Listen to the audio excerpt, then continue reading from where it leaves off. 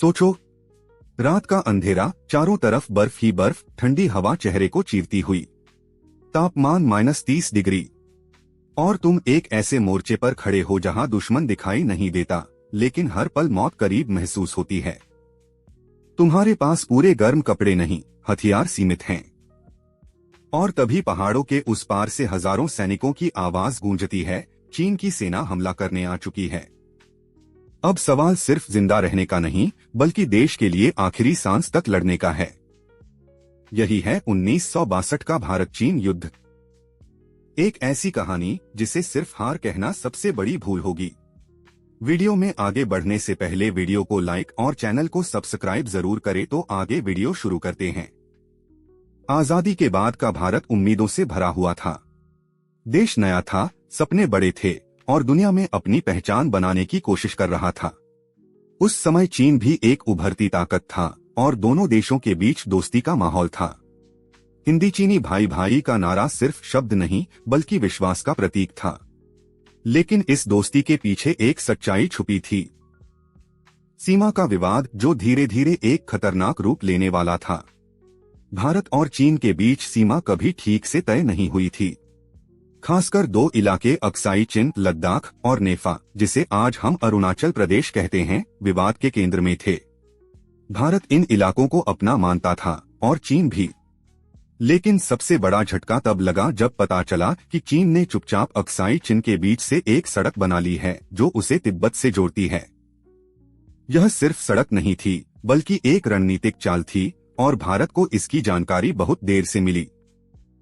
अब तक जो दोस्ती थी, उसमें दरार आ चुकी थी।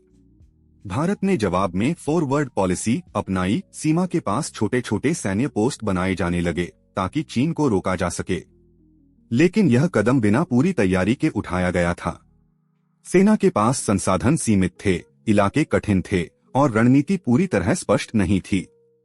चीन इस सब पर नजर रख रहा था और वह सही समय का इंतजार कर रहा था। फिर वो दिन आया, 20 अक्टूबर 1962। सुबह का समय। भारतीय सैनिक अपने अपने पोस्ट पर तैनात थे। अचानक बिना किसी चेतावनी के चीनी सेना ने हमला कर दिया। गोलियों की आवाज, तोपों की गड़गड़ाहट और पहाड़ों में गूंजती चीखें, यह सब इतना अचानक हुआ कि संभलने का समय ही नहीं मिला। चीन ने पूरी तैयारी के साथ हमला किया था, संख्या में भी ज्यादा, हथियारों में भी आधुनिक। भारतीय सैनिकों के लिए हालात बेहद कठिन थे। ऊंचाई इतनी थी कि सांस लेना मुश्किल हो जाता था। ऑक्सीजन कम, ठंड जानलेवा, और ऊपर से दुश्मन का दबाव। कई सैनिकों के पास सही जूते तक नहीं थे, हाथों में पुराने हथियार थे।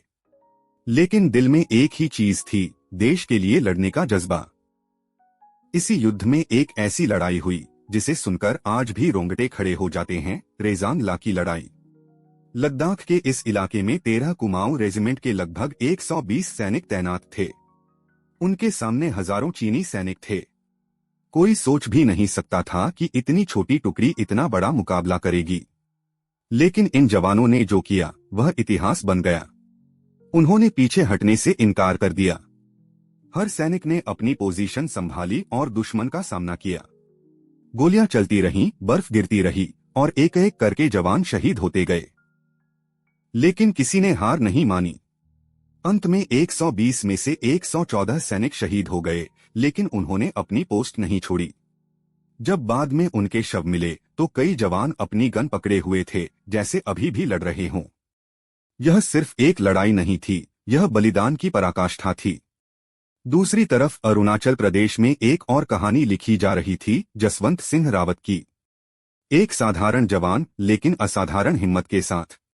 उन्होंने अकेले ही कई दिनों तक मोर्चा संभाला। जगह जगह अलग अलग पोजीशन बनाकर उन्होंने दुश्मन को भ्रम में रखा कि यहां पूरी बटालियन मौजूद है।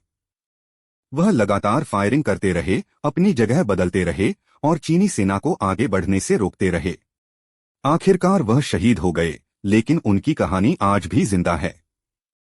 वहां आज भी उन्हें एक जीवित सैनिक की तरह सम्मान दिया जाता है, उनके लिए खाना परोसा जाता है, उनकी ड्यूटी लगती है।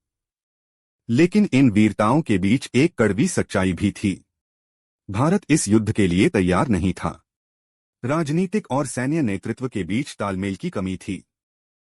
खुफिया जानकारी कमजोर थी और दुश्मन की ताकत को सही से समझा नहीं गया। चीन ने हर मोर्चे पर बढ़त बना ली। धीरे धीरे भारतीय सेना को पीछे हटना पड़ा। फिर अचानक जब सबको लग रहा था कि युद्ध और लंबा चलेगा, 20 नवंबर 1962 को चीन ने एकतरफा युद्ध विराम की घोषणा कर दी। यह उतना ही चौंकाने वाला था जितना हमला। चीन ने अक्साई चिन को, इस युद्ध ने भारत को बदल दिया। यह एक झटका था जिसने देश को अपनी कमजोरियों का एहसास कराया। इसके बाद सेना को मजबूत किया गया, नए हथियार आए, ट्रेनिंग बेहतर हुई और बॉर्डर इंफ्रास्ट्रक्चर पर ध्यान दिया।